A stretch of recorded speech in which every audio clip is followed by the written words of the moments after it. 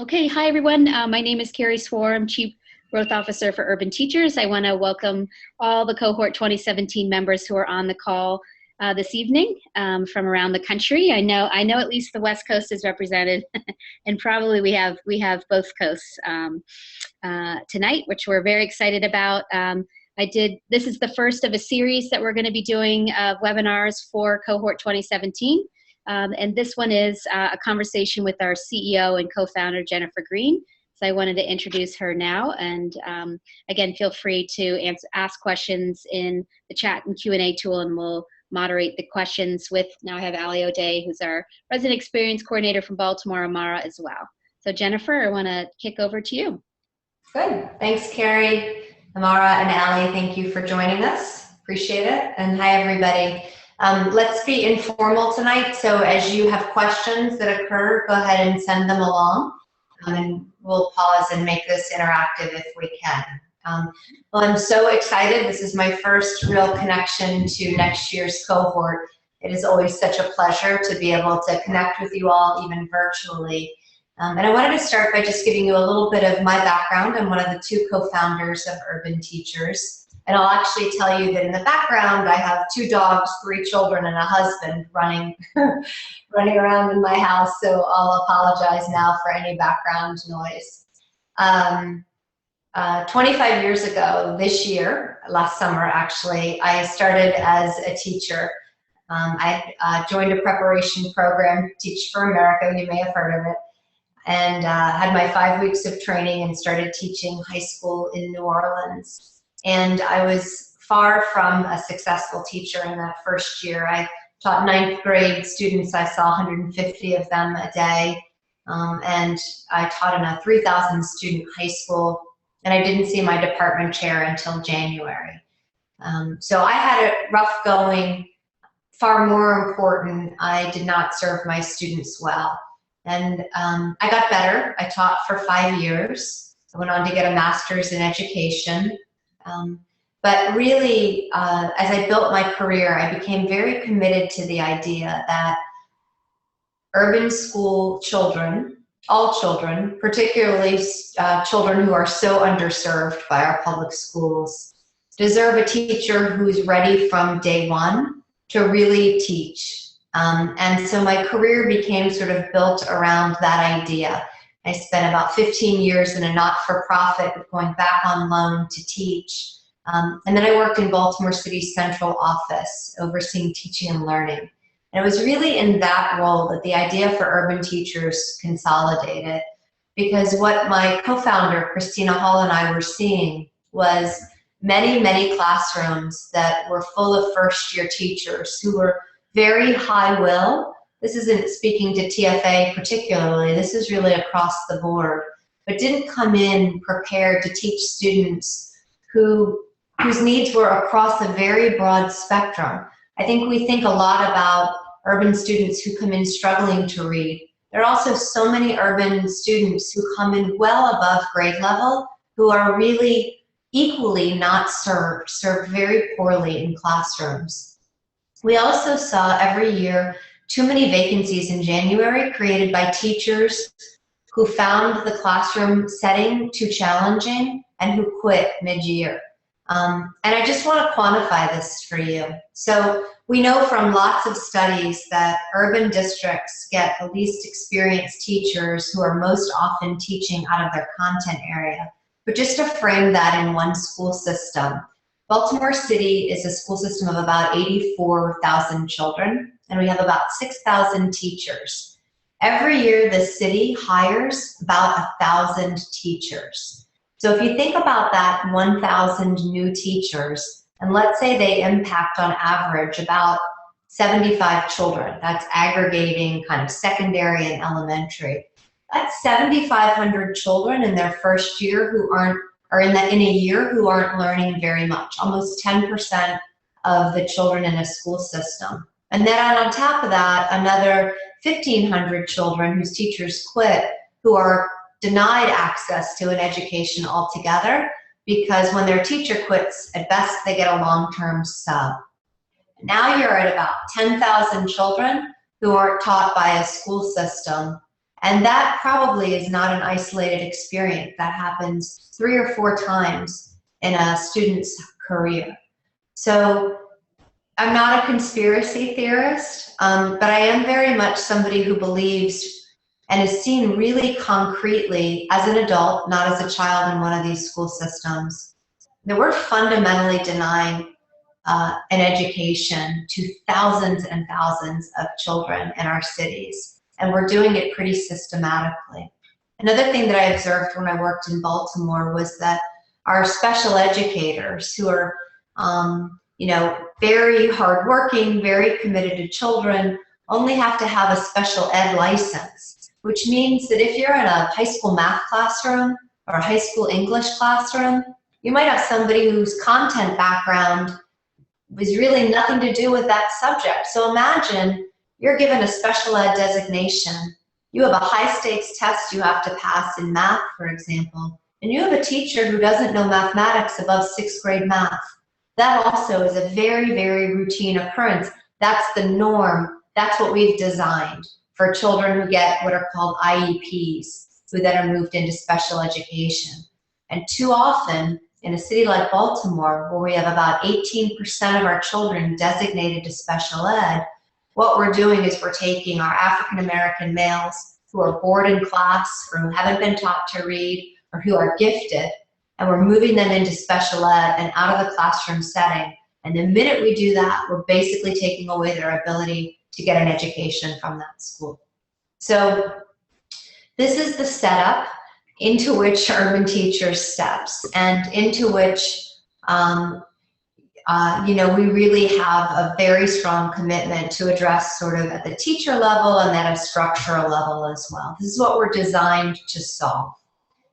Okay, Carrie, so let's move on if we can. Sorry, I'm looking at 2 screens here. Let me see. So what we want to do is we want to build a teacher who from day one is both committed to serving urban children, who has a real social justice mission, not in a notion of, I'm here to save a group of children, but with the understanding that our role is to provide real tools and teaching to children so that they can transform their lives. That's what we're up to.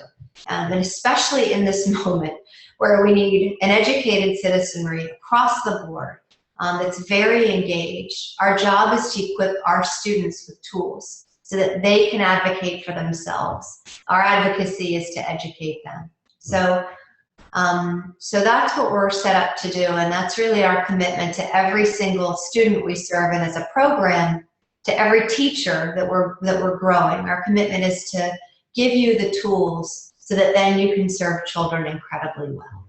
Okay, Karen. Here's how we approach that.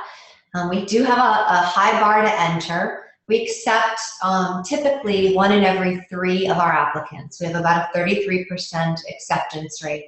That's very different from the majority of teacher preparation programs in the country, which historically accept 80 to 90% of their applicants. We design a 14-month clinical residency. That residency is an incredibly challenging experience. I don't want to scare you off. I know you've heard it. It's really true, and it's almost something that's hard to prepare you for before you come in. We're giving you a first summer where you jump in and start to co-teach in a summer school. The classroom teacher has more responsibility than you do, but for sure right away you're stepping into the classroom almost on day 2 or 3, depending on your city.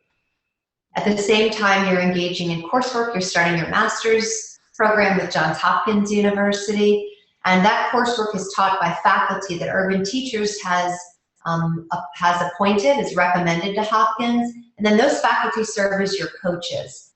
Unlike many higher ed institutions, our faculty really have a grounding and knowledge base in urban education, as well as the theory, so that they can really provide you targeted classroom support. I often hear that our teachers and residents coach is the person who is the most instrumental in them feeling like they've become well equipped to become a teacher. Then you step into your residency experience, and in most of our systems you're working from 7 to 3, in a host teacher's classroom. That host teacher is really welcoming you in as a co-teacher. You're introduced that way to the children, and you are, because if you're not set up that way from day one, you ultimately don't have the authority that you need when you're managing the classroom. So we learned a lot of lessons over the years. One is to introduce you all as co-teachers.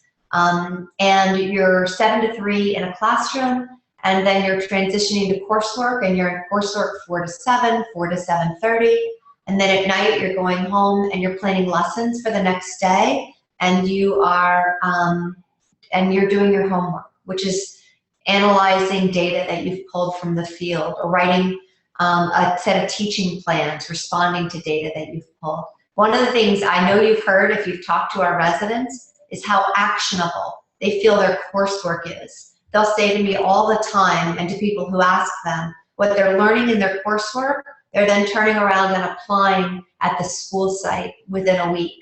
That's really the integral component of the residency year. It's what makes it so difficult, because you're learning so much and applying so much all the time, but it's what makes it such a powerful experience. And then at the end of the residency year, you step into a classroom as the teacher, the summer school teacher, again with coaching, and then the next year you begin as the classroom teacher of record. So for most of you, because you're switching host teachers, most of our residents switch host teachers in January, by the time you start with your own children, it's your 5th group of children, and you've had the opportunity to go up and down the grades, or if you're a secondary ELA resident, you've seen 7th grade English Language Arts, and 5th grade ELA or 9th grade ELA. So you have both a breadth of perspective and a depth of perspective that's really unparalleled nationally. That's what we're giving to you. That's what we think is essential for you to become an effective teacher. As you know, you're on the hook to deliver. We're on the hook to deliver to you. I believe very much in a two-way accountability. We have to provide you quality support. You then have to deliver for children. And you have time to get up to speed. The bar sort of raises for you every year.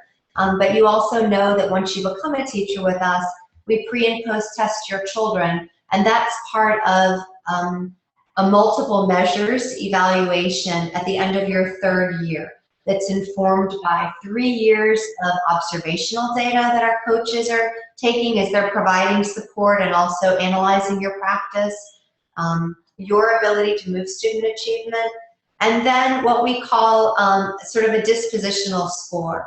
That matters a lot, and that may feel silly to you now, but that's about you stepping into a space of being open to feedback consistently. We all think we are. It's actually very hard to accept feedback. So consistently being able to sort of absorb feedback, and then most important, integrate it into your practice, and also being pretty relentless about improving your practice. We say all the time, we're not building expert teachers. We want really humble practitioners who are always looking to improve their practice. It takes years to become expert, far more than the 4 years that you're committing here. We hope you stay. But what we're really looking is for people who are really always pursuing improvement in their craft based on what they're seeing from their children. The children deserve it from us. And then we are asking you to make a long-term commitment. And long-term, 4 years may feel like long-term. It is. That's a big commitment. We're also looking for folks who want to stay beyond that. We have so many teachers now who are stepping into lead teacher role, serving as our host teachers, but also as department chairs, instructional leads, assistant principals. We really hope that you envision, after 4 years here and becoming such a skillful practitioner, a further stint for yourself in urban education. The field needs you so much. All right. So we started small. That's the best way to start an entrepreneurial endeavor. I will just tell you, if in 5 years that's what you want to do, start really small. You'll make a lot of mistakes. We started with 39 residents in Washington, D.C. and in Baltimore. And from there now we have grown to welcome 700 residents. This year was our first year of expansion to Dallas-Fort Worth. And we're actually serving this current year 75,000 students. So our numbers have grown even from here. This year, 200 residents. Next year, we're looking to welcome 300 residents. So a lot of growth, but very targeted growth. Our commitment is to put quality ahead of scale. And so we've really worked to make sure that we have the infrastructure to scale only when we're ready, both in terms of a new city, but also in terms of our numbers. All right, so this current year, you can go back, Carrie, sorry. This current year, in terms of who our cohort is, you'll see we are 60% people of color, just under. We had about a 30% local city placement.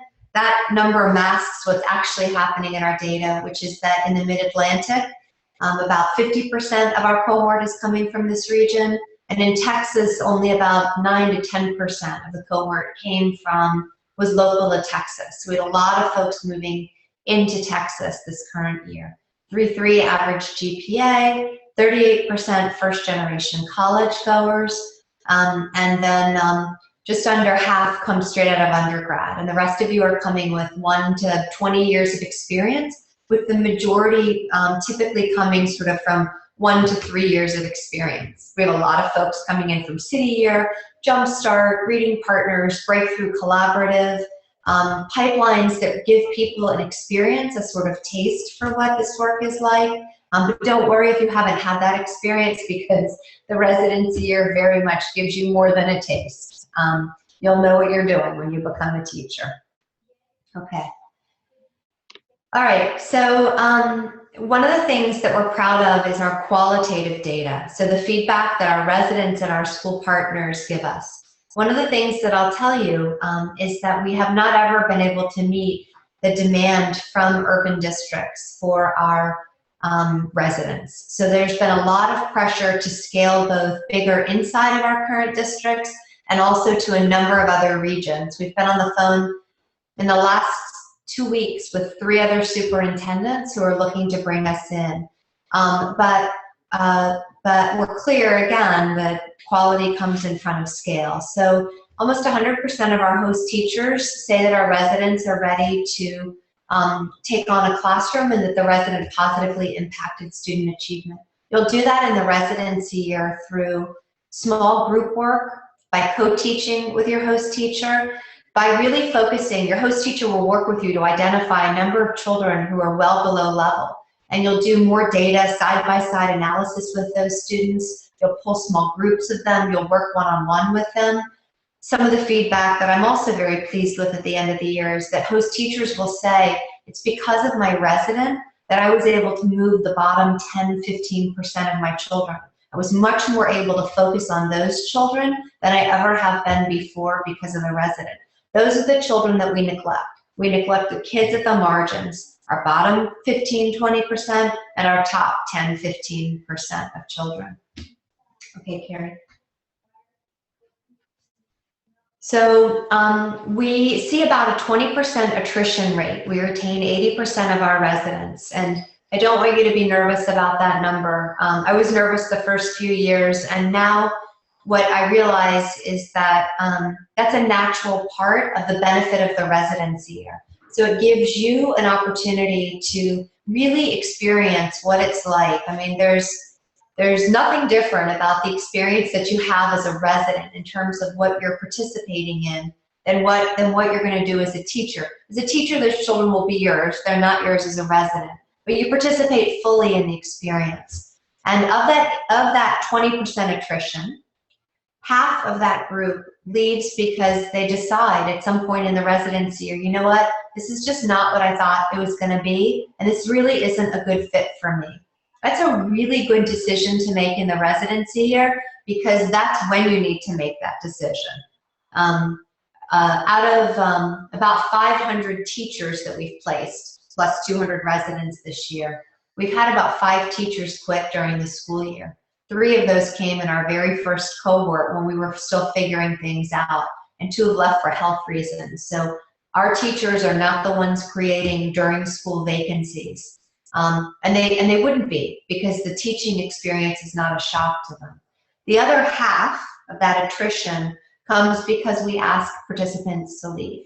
And that typically happens for 2 or 3 reasons, and I'll name them for you because I know you want to know. One is that they are really not open to feedback at all. And so your practice is going to improve through repeated practice and explicit coaching. And you can't sort of yes, yes, yes your coach and then not move your practice. We're not going to give you a pass into the classroom. So what we will do when people's practice isn't increasing is we'll add in a coach. We will give you more coaching. But if your practice remains flat with additional support, you won't earn the right to teach children. The residency year is incredibly rigorous. And so if you're someone who's a procrastinator, I'll fess up to, the danger in the residency year is that the workload will become crushing. So you've got to become like unbelievably organized, unbelievably planful. And we do this because you have to be extraordinarily planful as a teacher. It's not an artificial simulation.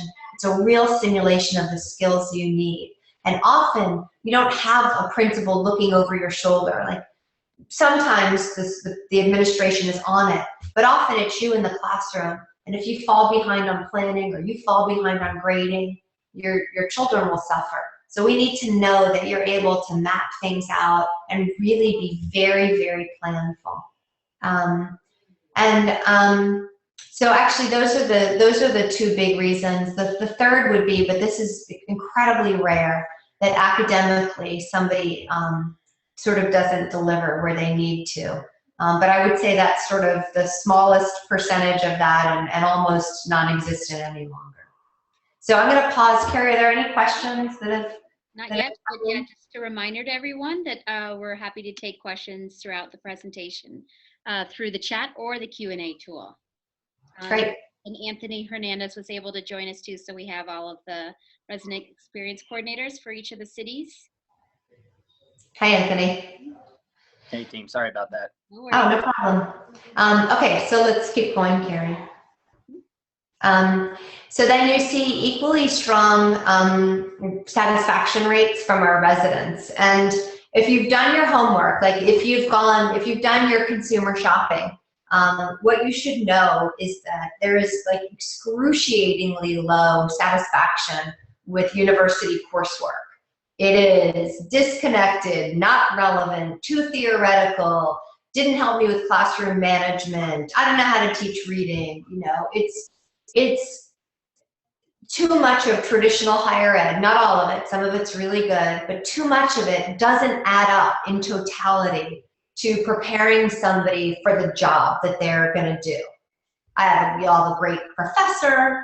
I can speak to this. I went to Harvard. I did a master's of education there. I had 2 amazing professors. The next year I went and helped to start a school in Boston for high school students who had been expelled from or were parenting as parents in the Boston school system. And I literally didn't have one more tool in my toolkit as the result of that experience. So that 93% is something that we're also very proud of, and that we work really hard. Every year we're asking you for a ton of feedback, and every year we're continuing to improve, even into our 8th year, what we're providing to you in both coursework and coaching.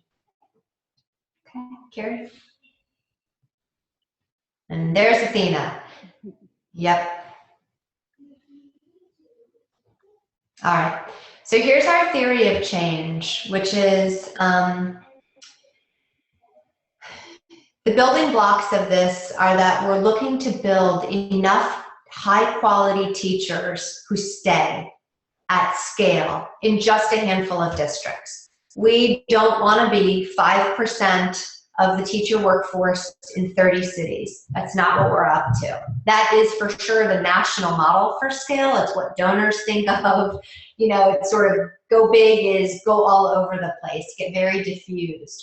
We want to work narrowly and deeply. And we want to do that because our theory of change is that we want to place cohorts of residents in targeted schools. We want to help tip those schools. We want to help turn them around, or we want to help scale great schools, great charters, great district schools, and we're operating both of those models. And then we want to become about 40 to 50% of the teacher workforce in any city in which we operate. So think about that in DC, very different in Dallas, Fort Worth. So let's put this aside for a minute. Let's think about DC. DC is a comparable size when you put the charter schools and the district schools together, comparable to Baltimore, about 6,000 teachers, but growing. If we can become about a third of that new teacher pipeline, DC also 1,000 new teachers a year, if we could grow to about 350 residents in a year, that's a big number, and we could sustain that for about a decade.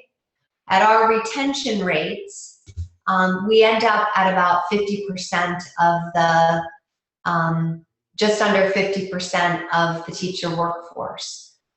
We want to build the nation's first proof point that you can really intentionally grow a consistently high quality teacher workforce and pair them with terrific veteran teachers and terrific individuals from other pipelines. So that's really what we're about. We need a proof point nationally to put up on the radar that you can actually really grow incredibly strong teachers. You can provide support to them in the early stages of their careers, and they'll stay, and they'll have an amplified impact on both student achievement and on their school community. In Dallas, Dallas is triple the size that we have here. So we have to get exponentially bigger in Dallas. There's enormous demand for us to do that. And to do that, we have to continue to scale really intentionally. Okay. So we're in 4 districts actually right now because we do have a small footprint in Fort Worth. One of the superintendents with whom we met recently was the Fort Worth superintendent. He's interested in targeting residents into about 20 schools that he's turning around, moving model teachers into, moving new principal leadership in, and scaling that work.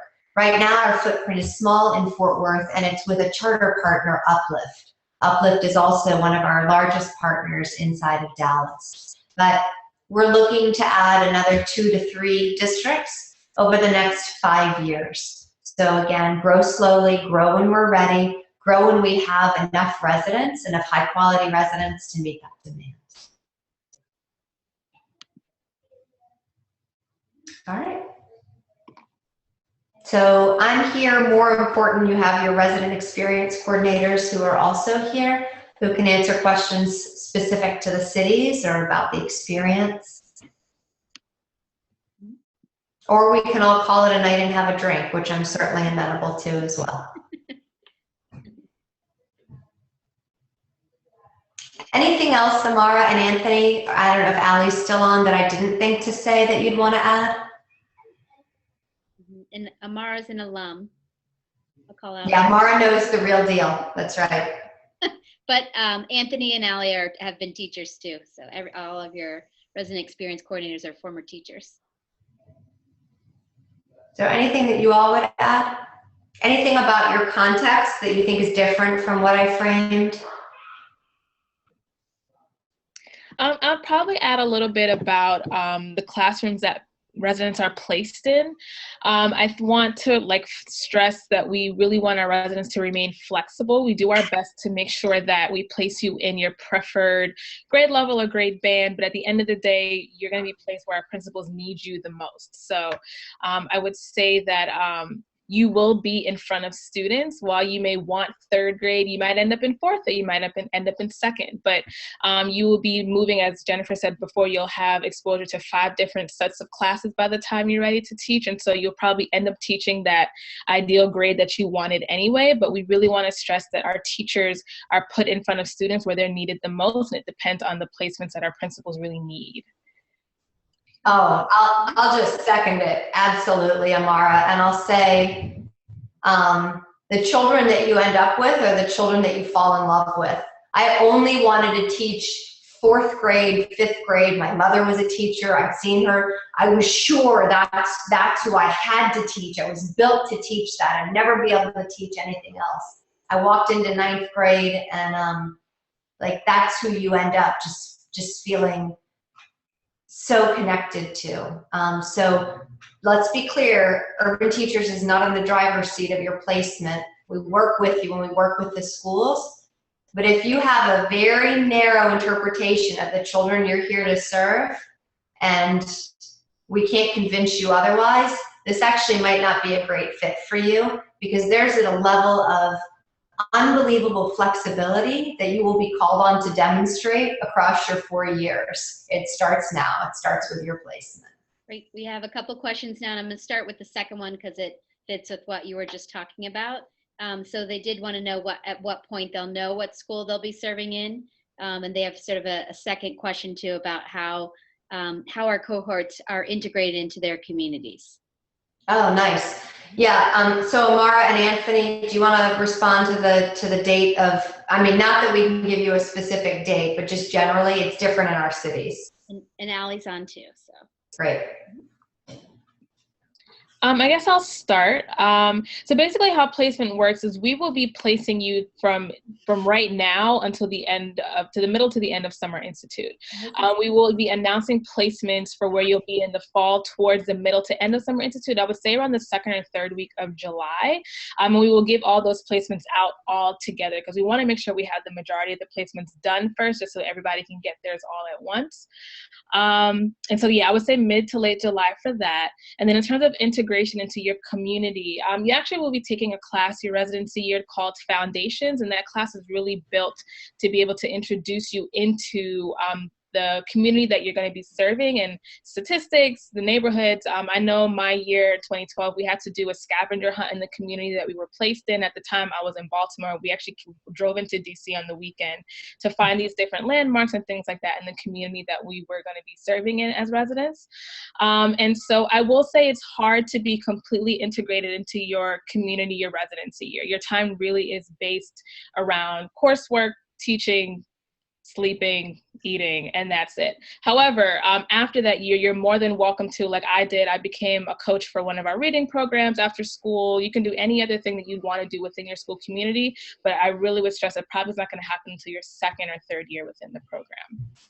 To add on to that, in Baltimore, I know one of the biggest pieces of feedback that our site team got this last year was that our residents wanted even more help, like knowing the neighborhood that they were going to teach in, really understanding the context of Baltimore. And so one thing that we're in the works planning for this summer are a lot more opportunities for you all to learn about Baltimore as a city, as well as some of the neighborhoods that we work in, through different tours and talks, inviting different principals and community members in to have dinner with you and have conversations, just as many integrated opportunities in Summer Institute so that you can feel like Baltimore is really your home and you can feel a lot of ownership over the city.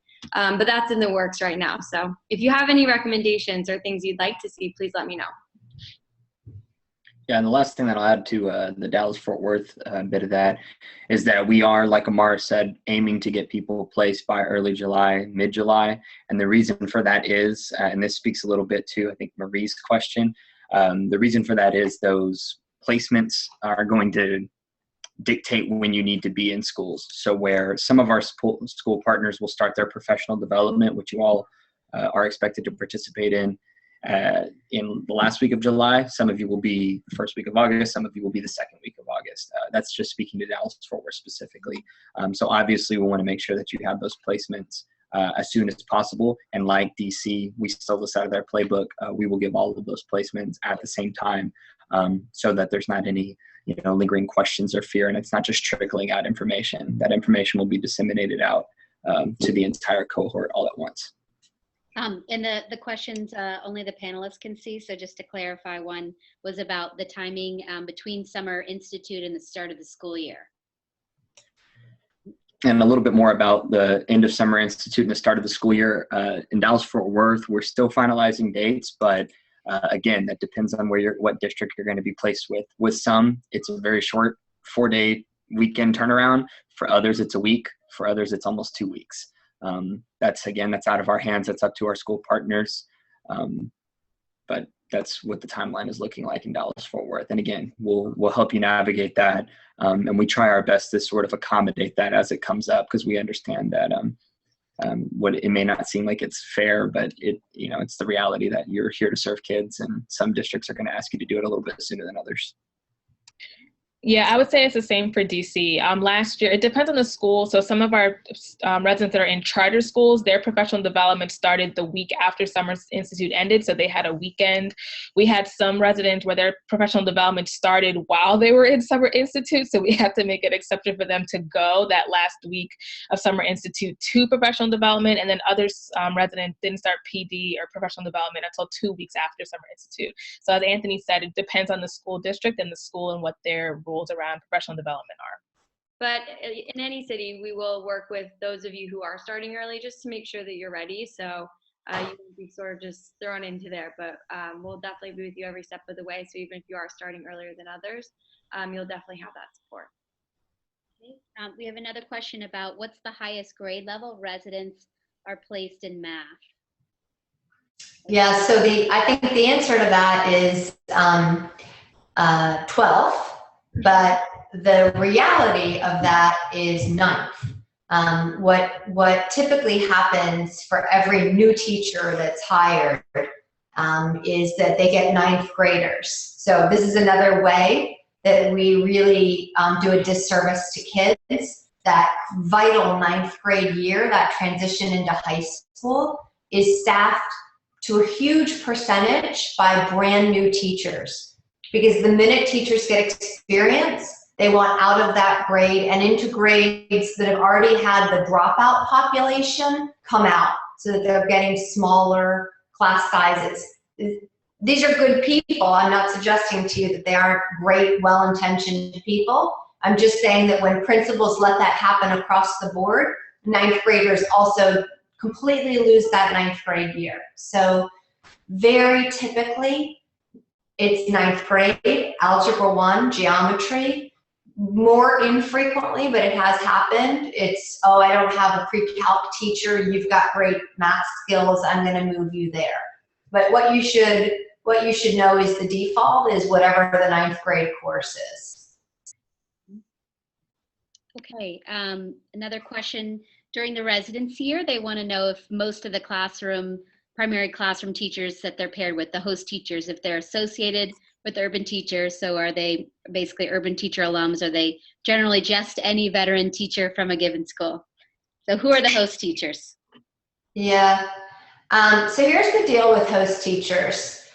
When a host teacher is one of our former residents, that's a great setup, because they know the drill. They know how to give you space for your assignments. They can help you understand what your assignments are. That's not going to happen in Dallas-Fort Worth at all, of course, because we just started this year. So our first-year teachers won't be hosting any of our residents.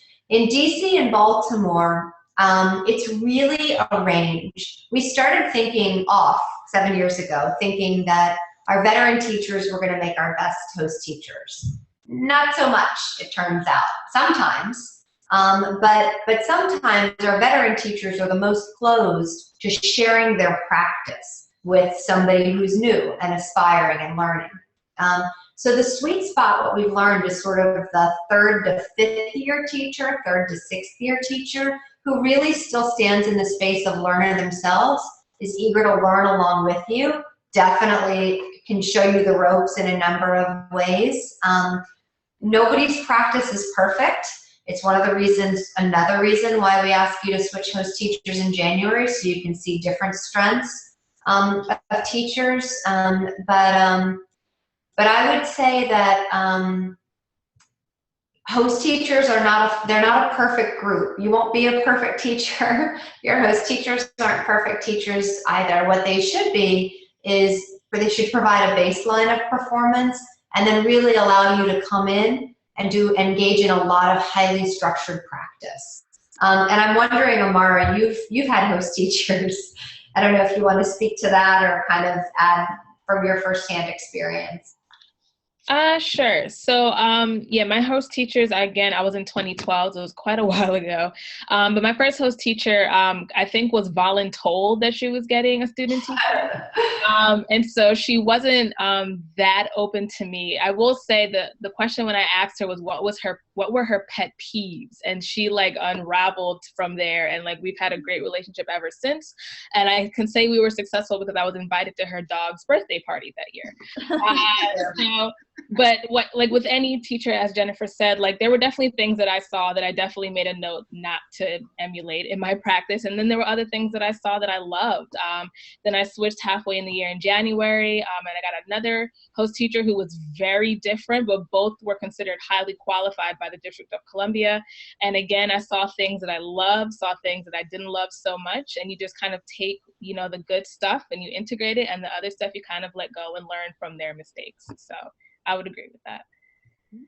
Yeah, and I would say, just to be clear, if you're headed into Dallas-Fort Worth, where we're building out our program, you really are a pioneer. You're not the first pioneers that learned, you know, the earth is round, not flat, but you're right there behind them. And so we're still learning the field and where our strong host teachers are. If a match is bad, we will move you. That happens in 5% of the cases, let's say.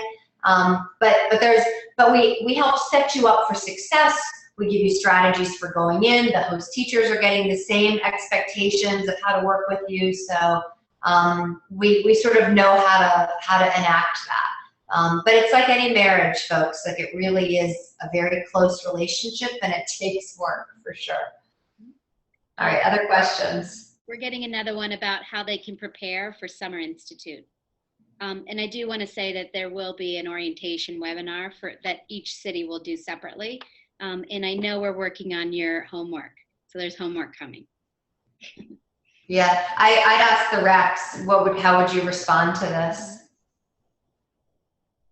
I think honestly if you're a senior in college, you know, enjoying your last bits of time as a college student, take advantage of the opportunity to sleep in. As a teacher, you won't.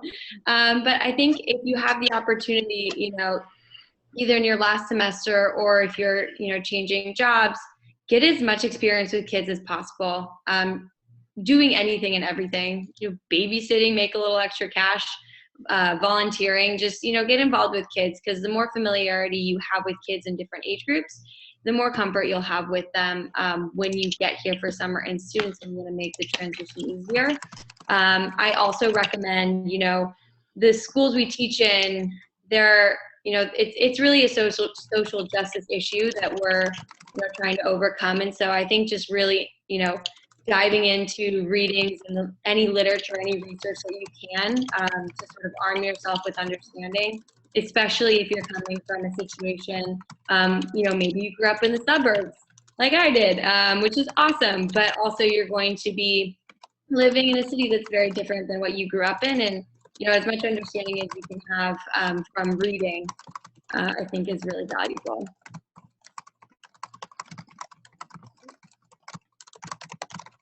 Great. Carrie, I know there's a specific question that's really unique to somebody's situation, so we'll let Anthony respond to that if that's all right. And that's who's typing away. Okay. So, any other questions for everybody else? And for that person, Anthony can see who you are, so he can also follow up with you. Yeah. Any other questions tonight? One question I want to go back to is the DLA teachers who go into history or social studies. In Texas, that's a really sensitive subject. Whatever exam that you take in the state of Texas in an ISD, you are not allowed to teach any other subject. So when I was certified to teach secondary ELA 8 through 12 certification, the one really great thing about that was, you know, I got yanked from a sophomore placement into a senior year placement 2 weeks before the school year started. But I knew that the worst that was going to happen is I was going to be teaching these, you know, this English literature content or this English literature content. So that might have a lot to do with cities and placements. But I know that the charter networks sometimes have a little bit more flexibility in that. So there's not a really clear answer to that question. Here in DFW, it just depends on where you're placed. All right, any other questions here tonight?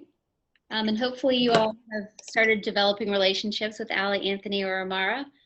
So you know that you can ask them any questions almost anytime. And they are gonna share a recording of this webinar back out to you all so you can review again. I will also just make a little pitch. We're still open to bring in more folks to join you in Cohort 2017 in all 3 cities. So if you know other people in your networks that you think would be really interested in our program, we know people need to be 100% sure and 100% committed that we still would love for them to apply. Our next application deadline is March 27th. So please encourage folks in your networks to apply and join you. Anything else, Jennifer, you want to say to finish up tonight?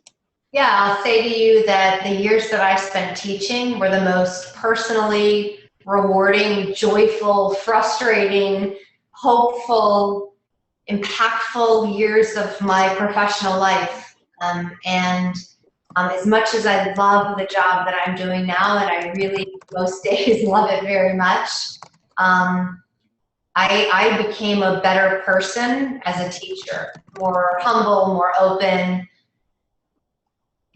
more empathetic. It's incredible work that you're about to step into, both in terms of what you want to pour into the work and in terms of what you're going to get back. So I'm so glad to be able to welcome you on this journey and to Urban Teachers. I hope you all have a great night. Jen, we do have one more question if you can answer this. Sure. Whether or not, great closing, Carrie, really? Yeah, one more. Sorry, it was a good one. If we have a technology strategy, so how do we incorporate technology in the classroom? So yeah, that's a good question. Here's the deal with that. We try to prepare teachers for the conditions that they're going to face. And the conditions are incredibly variable across the board. On every front you can imagine, they're different. You're going to have a different experience from your neighbor. Technology is particularly challenging because if the infrastructure isn't in your classroom and we're preparing you for it, there's no way, it's self-evident, right? You can't go in and enact it. We can't bank assignments on it. So I would say that we rely a lot on technology as a tool for you as a professional. We expose you to technology. It's not, unfortunately, a place that we do a deep dive, and that's largely predicated on the conditions that are in the classroom. But the schools you go into, if they have a big reliance on technology, they have vibrant professional development around it. So it gets kind of augmented at the school site. I wish we could do better with that right now, but that's the state of it. Great. All right, I want to thank everybody. So I know our resident experience coordinators will be in touch. Our next webinar for you all will be city specific, so really telling you more about your cities and hopefully meeting some of the residents, teachers, and alums at each of those places. The next other webinar that I'm doing that's sort of more public that might be of interest to you is May 22nd at 9 p.m. We're going to have a Q&A with our Fellows Advisory Board members, with some of them, and in Dallas, I know you have a resident advisory board. So we do have opportunities for residents and fellows to take on leadership roles and advisory roles within our organization. So we have some of them who will be part of a Q&A, so that might be of interest to you all too. And then later in April, we'll have a 3-part series that will be April 18th, 19th, and 20th. We're going to have some of our faculty talk to you about our math coursework that's part of elementary and secondary math. We'll have another night we'll be delving deep into our special ed coursework, and then another night focused on our coaching. So again, we hope you can join us live, but we'll also record it and send it out for you as well. So we hope you're getting excited about joining us in June, and spread the word and encourage your friends and family to apply to. Good. Thanks, everybody. Thanks, Carrie, and thanks, team. Have a good night, everyone. Good night. Take care, everybody. Good night.